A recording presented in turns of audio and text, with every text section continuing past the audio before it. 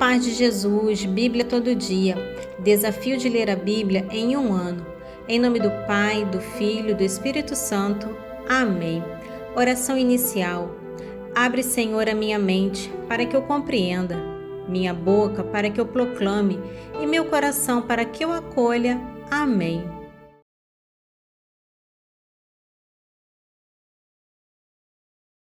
A continuação dos versículos do capítulo 9 de 2 Crônicas descreve a opulência sem precedentes do rei Salomão, destacando as vastas quantidades de ouro e prata que fluíam para seu reino, a magnificência de seu trono, seus utensílios e seu exército.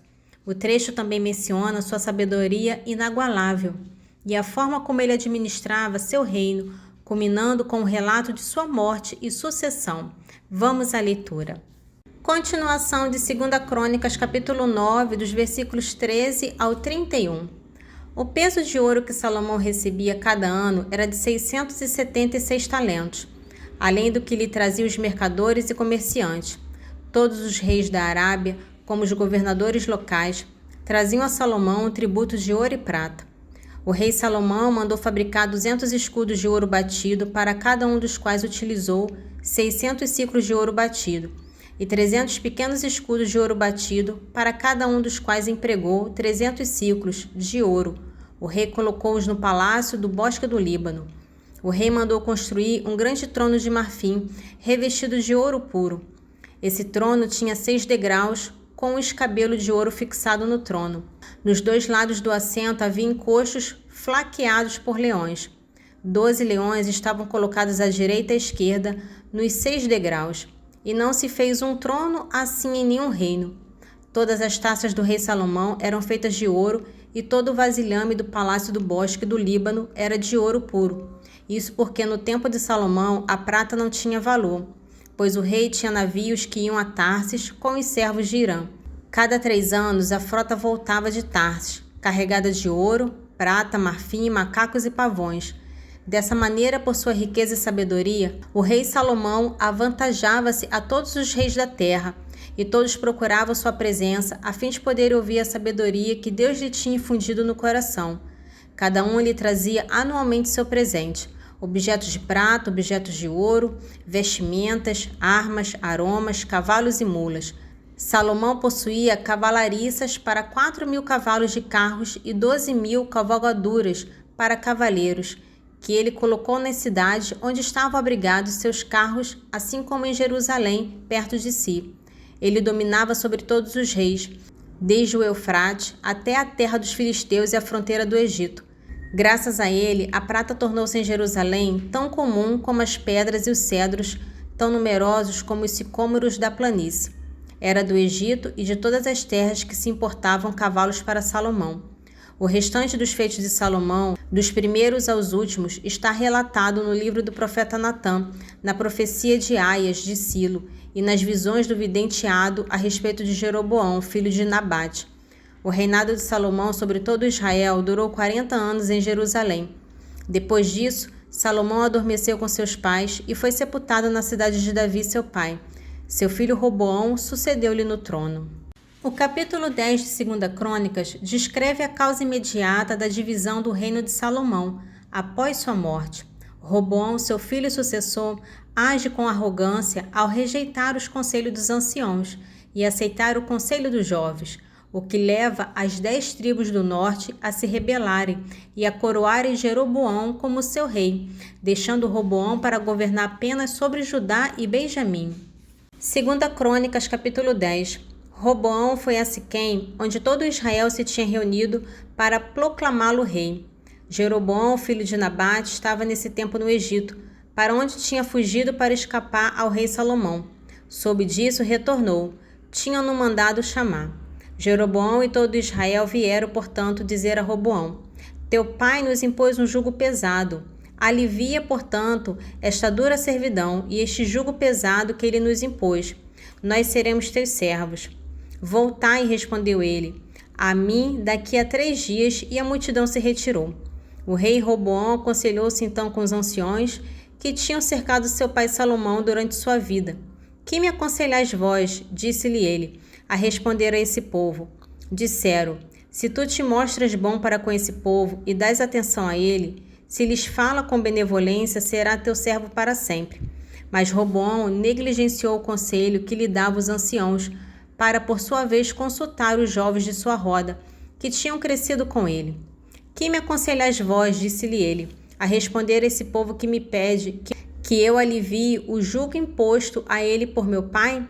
Os jovens que tinham crescido com ele lhe responderam: Eis as palavras que terás para o povo que te disse: Teu pai colocou sobre nós um jugo pesado, tu nos alivia. Tu lhes dirás assim: Meu dedo mínimo é mais grosso que a cintura de meu pai. E impõe-vos meu pai um jugo pesado? Eu o tornarei mais pesado ainda. Ele vos castigou com açoite, eu vos castigarei com escorpiões. 3 dias depois, Jeroboão, seguido de toda uma multidão, apresentou-se diante de Roboão, uma vez que o rei tinha dito: Voltai a mim depois de 3 dias. O rei respondeu-lhe com dureza. Desprezou os conselhos dos anciões e deu-lhes uma resposta, no sentido do conselho de seus companheiros. Meu pai, disse ele, impõe-vos um jugo pesado. Eu o tornarei mais pesado ainda. Castigou-vos meu pai com açoite, eu vos castigarei com escorpiões. Assim, pois, o rei não escutou o povo. Era isso uma disposição divina para a realização da promessa que Deus fizera a Jeroboão, filho de Nabate, por meio de Aias de Silo. Ao ver que o rei não os escutava, o povo israelita lhe fez esta declaração: Que parte temos nós com Davi? Nada temos em comum com o filho de Jessé. Cada um para suas tendas, ó Israel. A ti compete cuidar de tua casa, Davi. E todos os israelitas voltaram para suas casas. Roboão só exerceu seu poder sobre os israelitas que ainda habitavam nas cidades de Judá. Enviou a Duram com a missão de aliviar os impostos, mas os israelitas o apedrejaram e ele morreu. Então o rei teve que se apressar em subir num carro e fugir para Jerusalém. Foi assim que se produziu a dissidência da casa de Israel, que dura ainda hoje. O capítulo 11 de 2 Crônicas narra as tentativas iniciais de Roboão para reunificar o reino pela força, sua subsequente obediência à palavra do Senhor e sua decisão de fortificar Judá. O capítulo também descreve o êxodo de sacerdotes e levitas do Reino do Norte para o Reino do Sul, devido à idolatria de Jeroboão, o que fortalece Judá e Benjamim, e conclui com informações sobre as famílias de Roboão. 2 Crônicas, capítulo 11. De volta a Jerusalém, Roboão mobilizou as tribos de Judá e de Benjamim, em número de 180.000 guerreiros escolhidos, para atacar a casa de Israel e reintegrá-la ao reino de Roboão. Mas a palavra do Senhor foi dirigida ao homem de Deus, Semeias, nestes termos: Dirige-te a Roboão, filho de Salomão, rei de Judá, e a todos os de Israel que habitam em Judá e Benjamim. Dize-lhes: Eis o que diz o Senhor: De modo algum ireis fazer guerra a vossos irmãos. Voltai cada qual para sua casa, pois é por mim que estes acontecimentos se realizaram. Dóceis à palavra do Senhor, renunciaram a atacar Jeroboão e voltaram. Roboão ficou, portanto, em Jerusalém. Construiu cidades fortes no território de Judá. Construiu Belém, Etã, Ticuia, Bet-Su, Odalã, Gate, Maressa, Zif, Aduram, Laques, Azeca, Saraá, Ailon e Hebron, todas cidades fortificadas situadas em Judá e Benjamim. Fortificou esses lugares, nomeou para eles governadores e neles estabeleceu depósitos de víveres, óleo e vinho. Fez em cada cidade um arsenal de escudos e de lanças, fazendo delas verdadeiras praças fortes. Judá e Benjamim ficavam-lhe, portanto, fiéis. Os sacerdotes e levitas que habitavam no território de Israel vieram de todas as partes aderir ao seu partido. Os levitas abandonaram suas terras e suas propriedades para irem habitar em Judá ou em Jerusalém, porque Jeroboão e seus filhos os tinham destituído de sua função de sacerdotes do Senhor. Jeroboão, com efeito, nomeara sacerdotes para os lugares altos, para o culto dos bodes e dos touros que tinha feito. Após os levitas, todos aqueles das tribos de Israel que procuravam de coração o Senhor, Deus de Israel, foram a Jerusalém para oferecer seus sacrifícios ao Senhor, o Deus de seus pais. Vieram assim reforçar o reino de Judá e reafirmar o poder de Roboão, filho de Salomão. Isso durou 3 anos, pois durante um triênio seguiram o roteiro traçado por Davi e Salomão. Roboão tomou por esposas Maalate, filha de Jarmute, filho de Davi, e Abiail, filha de Eliabe, filho de Jessé. Esta lhe deu à luz os filhos Jeús, Somorias e Zum. Depois dela tomou por esposa Maaca, filha de Absalão, que lhe deu Abias, Etai, Ziza e Zolomite. Dentre todas as suas mulheres e concubinas, Roboão teve mais predileção por Maacá, filha de Absalão. Teve 18 mulheres e 60 concubinas, e gerou 28 filhos e 60 filhas. Deu primeiro lugar a Abias, filho de Maaca, na qualidade de chefe de seus irmãos, pois ele o destinava ao reino. Teve muitas habilidades para distribuir todos os seus filhos pelas praças fortes, pelas diversas regiões de Judá e de Benjamim. Assegurou-lhes uma pensão copiosa e deu-lhes muitas mulheres. O capítulo 12 de 2 Crônicas narra um período de apostasia e juízo para Roboão e o reino de Judá. Após os primeiros anos de fidelidade, Roboão e Judá se desviam do Senhor, o que resulta em uma invasão egípcia sob o comando do faraó Sisaque. O arrependimento do rei e dos príncipes impede a destruição total, mas o reino é humilhado e empobrecido. O capítulo termina com um resumo do restante do reinado de Roboão e sua morte. 2 Crônicas, capítulo 12. Estando seu reino constituído e firmado, Roboão abandonou a lei do Senhor e todo Israel seguiu-lhe o exemplo. Durante o 5º ano de seu reinado, por causa dos pecados de Jerusalém contra o Senhor, Sesaque, rei do Egito, veio atacar a cidade, com 1.200 carros e 60.000 cavaleiros. Um inumerável exército de líbios, suquitas e etíopes o acompanhava desde o Egito. Apoderou-se das cidades fortes de Judá e chegou a Jerusalém. O profeta Semeia dirigiu-se a Roboão e ao chefe de Judá, que se tinham concentrado em Jerusalém, com a aproximação de Sesaque. Eis, disse-lhe ele, o que diz o Senhor: vós me abandonaste, e eu também vos abandono nas mãos de Sesaque. Então os chefes israelitas e o rei se humilharam e disseram: o Senhor é justo. Em vista deste ato de humildade, a palavra do Senhor foi dirigida a Semeias nesses termos: eles se humilharam e por isso não os destruirei. Vou dar-lhes em breve um meio de salvação. Minha ira não se desencadeará sobre Jerusalém pela mão de Sesaque, mas eles terão que servir para que saibam distinguir entre o meu serviço e o serviço dos reis estrangeiros. Sesaque, rei do Egito, atacou, pois, Jerusalém. Levou os tesouros do templo do Senhor e os do palácio real, sem nada deixar. Levou especialmente os escudos de ouro que Salomão tinha fabricado. Para substituí-los, o rei Roboão mandou fazer escudos de bronze e os entregou em mãos do chefe das guardas da porta do palácio real. Cada vez que o rei ia ao templo do Senhor, esses guardas o levavam, em seguida, devolviam ao corpo da guarda. Portanto, em virtude de seu ato de humildade, a ira do Senhor apartou-se dele e sua ruína não foi total. Em Judá havia ainda coisas boas. Consolidou-se, pois, o rei Roboão, reinando em Jerusalém. Contava 41 anos quando começou a reinar. Reinou 17 anos em Jerusalém, a cidade que o Senhor tinha escolhido, dentre todas as tribos de Israel, para nela estabelecer seu nome. Sua mãe tinha por nome Naamã, a Amonita. Praticou o mal, não aplicando seu coração à busca do Senhor. Os atos e efeitos de Roboão, desde os primeiros até os últimos, estão relatados no livro do profeta Semeias e consignados com exatidão no do vidente Ado. A guerra entre Roboão e Jeroboão foi contínua. Depois disso, Roboão adormeceu com seus pais e foi sepultado na cidade de Davi. Seu filho Abias sucedeu-lhe no trono.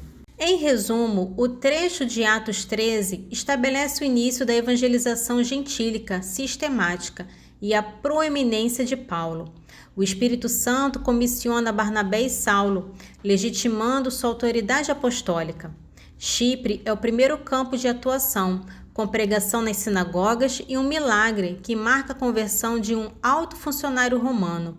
Saulo passa a ser chamado Paulo e seu poder no Espírito Santo se manifesta ao confrontar e cegar um falso profeta. O milagre leva o procônsul à fé e prepara o caminho para a pregação em outras regiões da Ásia Menor. Esse trecho é fundamental, pois marca a transição do foco geográfico do Evangelho de Jerusalém para o mundo gentil, com Paulo como principal agente dessa expansão. Atos dos Apóstolos, capítulo 13, do versículo 1 ao 15. Havia então na igreja de Antioquia profetas e doutores, entre eles Barnabé, Simão, apelidado Negro, Lúcio de Cirene, Manaém, companheiros de infância do tetrarca Herodes, e Saulo. Enquanto celebrava o culto do Senhor, depois de terem jejuado, disse-lhe o Espírito Santo: Separai-me Barnabé e Saulo para a obra a que os tenho destinado. Então, jejuando e orando, impuseram-lhe as mãos e os despediram. Enviados assim pelo Espírito Santo, foram a Seleucia e dali navegaram para a ilha de Chipre. Chegados a Salamina, pregavam a palavra de Deus nas sinagogas dos judeus. Tinham com eles João para auxiliá-los. Percorreram toda a ilha até Pafos e acharam um judeu chamado Barchessus, mago e falso profeta, que vivia na companhia do procônsul Sérgio Paulo, homem sensato. Este chamou Barnabé e Saulo e exprimiu-lhes o desejo de ouvir a palavra de Deus. Mas Elimas, o mago, pois assim é interpretado o seu nome, se lhes opunha, procurando desviar da fé o procônsul. Então Saulo, chamado também Paulo, cheio do Espírito Santo, cravou nele os olhos e disse-lhe: Filho do demônio, cheio de todo engano e de toda astúcia, inimigo de toda justiça, não cessas de perverter os caminhos retos do Senhor? Eis que agora está sobre ti a mão do Senhor e ficarás cego. Não verás o sol até nova ordem. Caíram logo sobre ele a escuridão e as trevas, e andando à roda buscava quem lhe desse a mão. À vista desse prodígio, o procônsul abraçou a fé, admirando vivamente a doutrina do Senhor. Paulo e os seus companheiros navegaram de Pafos e chegaram a Perge, na Panfilha, de onde João, apartando-se deles, voltou para Jerusalém. Mas eles, deixando Perge, foram para Antioquia da Pisídia. Ali entraram em dia de sábado na sinagoga e sentaram-se. Depois da leitura da lei e dos profetas, mandaram-lhes dizer o chefe da sinagoga: Irmãos, se tendes alguma palavra de exortação ao povo, falai-a. Esse trecho do Salmo 68 apresenta o salmista em sua vulnerabilidade, reconhecendo suas imperfeições diante de Deus. Ele roga para que seu sofrimento e suas fraquezas não cause desânimo ou vergonha naqueles que confiam no Senhor. O salmista declara que sua aflição e as afrontas que sofre são por causa de Deus, o que o torna um estranho até para sua própria família. Salmo 68, dos versículos 6 ao 9. Vós conheceis, ó Deus, a minha incipiência, e minhas faltas não vos são ocultas. Os que esperam em vós, ó Senhor, Senhor dos exércitos, por minha causa não sejam confundidos. Que os que vos procuram, ó Deus de Israel, não tenham de que se envergonhar por minha causa, pois foi por vós que eu sofri afrontas, cobrindo-se meu o rosto de confusão. Tornei-me um estranho para meus irmãos, um desconhecido para os filhos de minha mãe. Nesse trecho, o autor Salomão reafirma sua profunda apreciação pela sabedoria, destacando sua beleza e os múltiplos benefícios que ela traz, incluindo a imortalidade e o prazer. Ele, no entanto, reconhece que a sabedoria não é algo que se possa adquirir por força própria, mas sim um dom divino, que só pode ser alcançado através de uma sincera busca e oração a Deus. Livro da Sabedoria, capítulo 8, dos versículos 17 ao 21. Meditando comigo mesmo nesses pensamentos e considerando em meu coração que a imortalidade se encontra na aliança com a sabedoria, alegria perfeita na sua amizade, contínua riqueza na sua atividade, inteligência nas lições de seus entretenimentos familiares e glória na comunicação de suas sentenças, saí à sua procura, a fim de possuí-la em mim. Eu era um menino vigoroso, dotado de uma alma excelente. Ou antes, como era bom, eu vim a um corpo intacto, mas consciente de não poder possuir a sabedoria, a não ser por dom de Deus, e já era inteligente o saber de onde vem o dom, eu me voltei para o Senhor e invoquei-o dizendo do fundo do coração. Oração final. Senhor, te louvo e agradeço, porque deixastes tua palavra viva no meio de nós. Que as tuas palavras fiquem guardadas em meu coração e que eu seja testemunha viva do vosso Evangelho. Amém. Em nome do Pai, do Filho e do Espírito Santo. Amém.